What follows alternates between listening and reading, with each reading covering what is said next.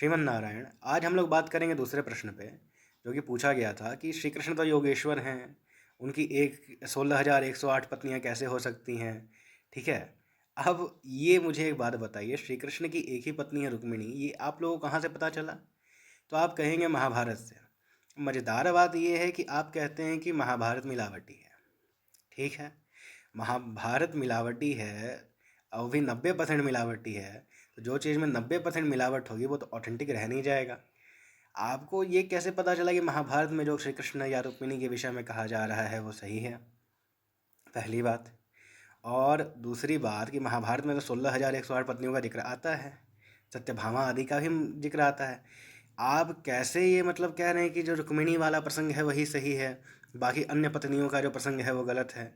ये किस विधा से आपको पता चल रहा है? मतलब मिलावट हुई है तो कब हुई, किसने की, कैसे की, और की तो लोगों ने मान कैसे लिया?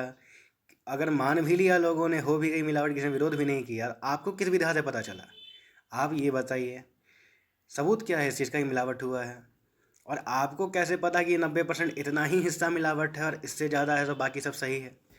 पहली बात तो आप ये हमें बताइए। अब आगे आज हम लोग डिस्कस करते हैं, क्या ये जो मिलावटी महाभारत ये लोग कहते हैं 16,108 पत्नियों का जिक्र नहीं है? और बात ये है कि जो योगेश्वर श्री कृष्ण आप लोग कहते हैं, तो यहाँ कहाँ लिखा हुआ है कि जो योगी व्यक्ति है वो विवाह नहीं कर सकता या पुत्रोत्पत्ति नहीं कर सकता? क्या इससे भगवान श्री कृष्ण का चित्र कलंकित हो जाएगा? आइए तो इसी पर चर्चा करते हैं। देखिए, बात है 16,108 पत्नियों की। तो देखिए, महाभारत में सभा पर्व में जब हम लोग बात करें, जहाँ नरकासुर का प्रकरण है, जिसमें नरकासुर ने 16,100 स्त्रियों को बंदी बना लिया था, तो बाद में नरकासुर का संहार करने के बाद भगवान श्री कृष्ण ने उनकी लाज की रक्षा करने हेतु उनसे विवाह किया था। इसका वर्णन तो महाभारत में आता ही है। जैसे कि आपका महाभारत के अनुशासन पर्व के दान पर्व का जो 15वां अध्याय है, वहाँ पे इसका आता है वर्णन। फिर महाभारत का आदि पर्व का सभा पर्व में आता है इसका वर्णन 68वां अध्याय में। फिर आपका महाभारत का जो उद्योग सैन्य निर्माण पर्व का 158 अध्याय है, उसमें आता है वर्णन। फिर आपका महाभारत का अंतिम अध्याय में भी वर्णन आता है आपका। फिर मौसल पर्व में अध्याय 7 में वर्णन आता है। मौसल पर्व में अध्याय 5 में वर्णन आता है। अनुशासन पर्व का दान धर्म पर्व का 159वां अध्याय में आपका वर्णन आता है।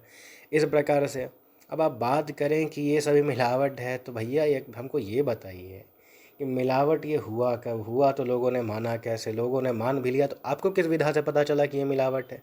और इतना ही प्रसंग मिलावट है, क्योंकि आपके अनुसार तो जो महाभारत है उसमें 1 लाख श्लोक हैं ही नहीं, उसमें है सो मतलब आपका 10-15 हज़ार श्लोक है। तो अगर हम मान लें कि 90% मिलावट है तो ऑथेंटिक है नहीं, ऑथेंटिक है नहीं तो उसमें बताया कि किरदार ऑथेंटिक कैसे हो जाते हैं? रुक्मिणी आदि का वर्णन तो कई जगहों पर आता है आपका। अब कुछ लोग जो पूछते हैं कि भगवान श्री कृष्ण के इतने पुत्र हैं, इतनी पुत्रियां हैं, अरे भैया, तो उन्होंने है सो खुद की पत्नी से संतानोत्पत्ति की, तो क्या खुद की पत्नी से संतानोत्पत्ति करना गलत है? ऐसा तो है नहीं कि मतलब ये अधर्म है। अब भगवान भी है तो कहते हैं गीता में कि बलम बलवता चाहम काम राग विवर्जितम धर्मा विरुद्धो भूतेषु कामोस्मि भरतर्षभ। मतलब कि धर्म के अविरुद्ध जो काम है, मतलब कि जो काम धर्म विरुद्ध नहीं है, वो काम को मेरा ही स्वरूप जानो। अब अगर अधर्म युक्त अगर काम होता, अधर्म युक्त अगर है सो मतलब कोई भी चीज़ है, तब वो गलत होगी। पर खुद की पत्नी के साथ यदि वो है सो मतलब संतानोत्पत्ति कर रहे हैं, तो भला इसमें क्या परेशानी है? अब मेरे निम्नलिखित प्रश्न हैं। पहली बात, महाभारत से आपको पता चला कि रुक्मिणी और श्री कृष्ण के विषय में, और उस महाभारत पे आपका आक्षेप है कि वो 90% मिलावटी है। अगर वो 90% इतिहास मिलावटी है तो वो ऑथेंटिक कैसे हुआ, जिससे आप खुद से प्रमाण देते हैं? दूसरी बात कि 16,000 पत्नियों वाली बात प्रक्षिप्त है और 90% जितना भी चीज़ है सारा चीज़ प्रक्षिप्त है, ये बात आपको किस विधा से पता चला? अगर ये प्रक्षिप्त है तो कब प्रक्षिप्त हुई, किसने की, कैसे की, किस काल में की? और किसी काल में अगर कर भी दिया तो बाकी सब ने कैसे मान लिया इस बात को? प्रक्षिप्त अगर कोई कर भी देगा तो पूरा समाज कैसे मान लिया उसको? चलिए, मान भी लिया उसको, ठीक है, तो बाद में आपको किस विधा से पता चला कि ये है सो मतलब प्रक्षिप्त है? किस रीति से आपको पता चला कि ये प्रक्षिप्त है?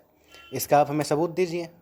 और एक और बात कि चलिए आपको ये कैसे पता कि आपका जो महाभारत है उसमें इतना से इतना तक जो आपका जो समाज का महाभारत प्रकाशित है उतना ही भाग सही है, और बाकी जितना भी चीज़ जो हमारा में है वो सारा कुछ प्रक्षिप्त है। ग्रंथ कैसे प्रक्षिप्त है, उसका कितना भाग प्रक्षिप्त है, ये आपको किस विधा से पता चल रहा है, पहले आप हमें ये बताइए।